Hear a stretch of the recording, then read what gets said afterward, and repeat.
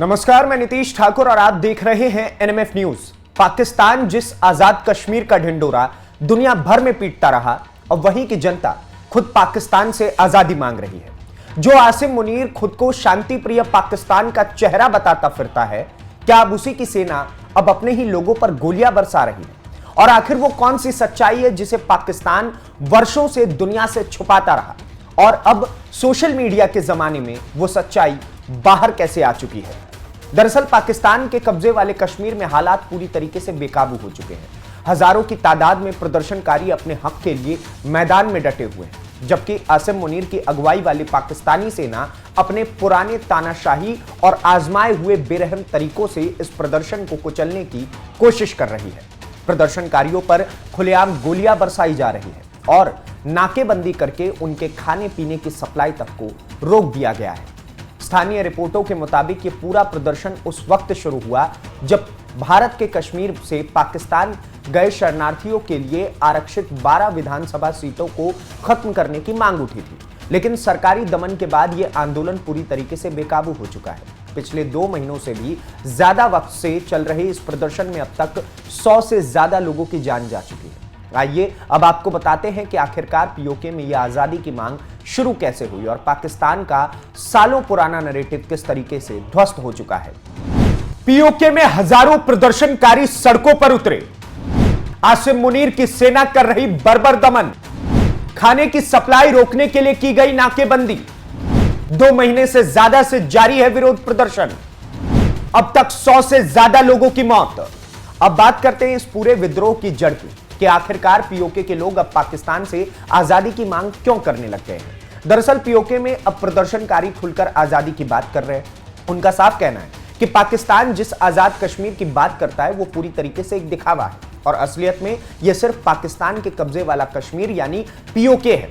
इसी बढ़ते गुस्से को देखते हुए पाकिस्तानी अधिकारियों ने जून 5 को एंट्री की टेररिज्म कानूनों के तहत प्रदर्शन करने वाले राजनीतिक पार्टी जेएसी पर प्रतिबंध लगा दिया गया और जेएसी के नेताओं पर देशद्रोह और हिंसा और राज्य की सुरक्षा को नुकसान पहुंचाने जैसे गंभीर आरोप लगा दिए गए और कुछ नेताओं की गिरफ्तारी के लिए इनाम तक घोषित कर दिया गया। लेकिन इस पूरे प्रतिबंध का लोगों को एकजुट होने से रोकने पर कोई खास असर नहीं पड़ा, बल्कि उल्टा विरोध जो है वो और भी ज्यादा तेज होता चला गया। जम्मू कश्मीर के पूर्व डीजीपी एसपी वैद ने इस पूरे मामले पर कहा कि पाकिस्तान सेना जो नैरेटिव वर्षों से गढ़ती आई है वो अब सोशल मीडिया के इस दौर में पूरी तरीके से नाकाम हो चुका है। उन्होंने कहा कि पाकिस्तान ने पहले बांग्लादेश में उर्दू थोपी थी जिसकी वजह से देश का बंटवारा हो गया था और अब वही पाकिस्तान पीओके, बलूचिस्तान और खैबर पख्तूनख्वा में भी उसी क्रूरता से असंतोष को कुचलना चाहता है। प्रदर्शनकारियों की मांग असली आजादी ना कि पाकिस्तानी शासन। 5 जून को जेएसी पर लगा एंटी टेररिज्म कानून के तहत बैन।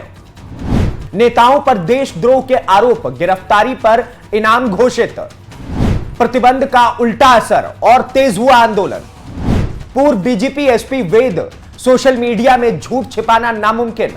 अब सवाल यह उठता है कि आखिरकार पीओके में पाकिस्तान के खिलाफ इतना गुस्सा क्यों भड़का है। इसके पीछे की सबसे बड़ी वजह है वहां की विधानसभा में मौजूद अनोखा और विवादित सिस्टम जिसने वहां के मूल निवासियों को उनके ही अधिकारों से वंचित कर रखा है। दरअसल पाकिस्तान ऑक्युपाइड कश्मीर में विधानसभा की कुल 45 सीटें हैं जिनमें से 12 सीटें भारत से गए हुए शरणार्थियों के लिए आरक्षित रखी गई है। यहाँ की कुल आबादी 50 लाख है और लगभग 34 लाख रजिस्टर्ड वोटर्स हैं। पाकिस्तान ने यह आरक्षण शुरू में ही इसलिए लागू किया था ताकि वो भारत के खिलाफ कश्मीर को लेकर एक अंतरराष्ट्रीय माहौल बना सके। लेकिन धीरे धीरे पाकिस्तान ने इन सीटों का इस्तेमाल अपने राजनीतिक प्रभुत्व को बनाने रखने के लिए शुरू कर दिया था और यही वजह है कि अब वहां के लोगों में इतना गुस्सा भर चुका है। सबसे बड़ी बात यह है कि इन 12 सीटों पर वो लोग चुनाव लड़ते हैं जो असल में पीओके में रहते ही नहीं। जेएसी ने साफ मांग की है कि इन 12 सीटों का आरक्षण पूरी तरीके से खत्म कर दिया जाए और सिर्फ वही लोग चुनाव लड़े जो वाकई में पाकिस्तान ऑक्युपाइड कश्मीर में रहा करते हैं। लेकिन पाकिस्तान ने इस जायज मांग को भी पूरी तरीके से खारिज कर दिया जिसने आग में घी डालने का काम कर दिया। पीओके विधानसभा में कुल 35 सीटें, 12 सीटें शरणार्थियों के लिए आरक्षित। कुल आबादी करीब 50 लाख, वोटर करीब 34 लाख।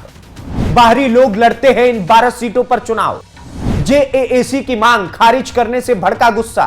अब बात करते हैं पीओके की जनता के उस दर्द की जो सालों से पाकिस्तानी पंजाब के शोषण से जूझ रही है। पाकिस्तान ने वर्षों तक भारत के नाम पर पीओके के लोगों को सिर्फ राजनीति में उलझाए रखा, लेकिन अब यहां के लोग अपनी रोजमर्रा की जिंदगी, बुनियादी जरूरतों की बात करने लगे हैं। और यह बात सबसे पहले साल 2023 में तब साफ हुई जब बिजली के बढ़ते बिलों को लेकर जेएएसी के नेतृत्व में विरोध प्रदर्शन की शुरुआत हुई थी। साल 2024 में इस आंदोलन का केंद्र सब्सिडी वाले आटे और सस्ती बिजली की मांगे बन गई, जबकि पीओके के मीरपुर इलाके में बने मंगला बांध से भारी मात्रा में पन बिजली पैदा करनी जा रही थी।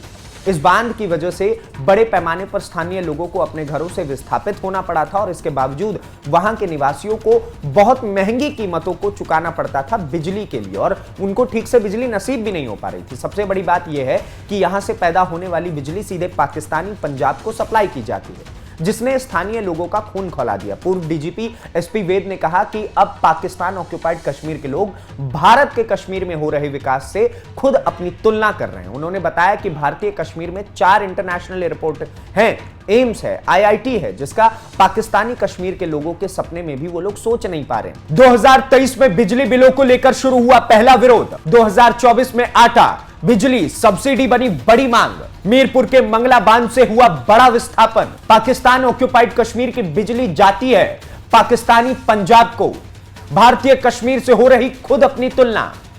अब समझिए कि पूरा घटनाक्रम पाकिस्तान के लिए कितनी बड़ी शर्मिंदगी बन चुका है। पूर्व डीजीपी एसपी वैद शर्मा ने साफ कहा कि पीओके के लोग अंतर्राष्ट्रीय मानवाधिकार संगठनों से मदद की गुहार लगा रहे हैं, लेकिन पश्चिमी देश पूरी तरह खामोश बैठे हुए हैं। उन्होंने इसकी वजह बताते हुए कहा कि पश्चिमी देश पाकिस्तानी सेना को एक टूल की तरह इस्तेमाल करते हैं। एक तरफ भारत को लेकर अमेरिका से लगातार लेक्चर दिया जाता है, लेकिन जब पाकिस्तानी सेना अपने ही लोगों का कत्लेआम कर रही होती है तो वही लोग पूरी तरीके से चुप्पी साध लेते हैं। इस्लामाबाद लंबे समय से अंतर्राष्ट्रीय मंचों पर खुद को कश्मीरी राजनीतिक अधिकारों का सबसे बड़ा रक्षक बताता है, लेकिन मुजफ्फराबाद और दूसरे कस्बों से आ रही वो तस्वीरें जिसमें निहत्थे प्रदर्शनकारियों को सीधे गोली मारी जा रही है, उसने पाकिस्तान की पूरी पोल खोल करके रख दी है।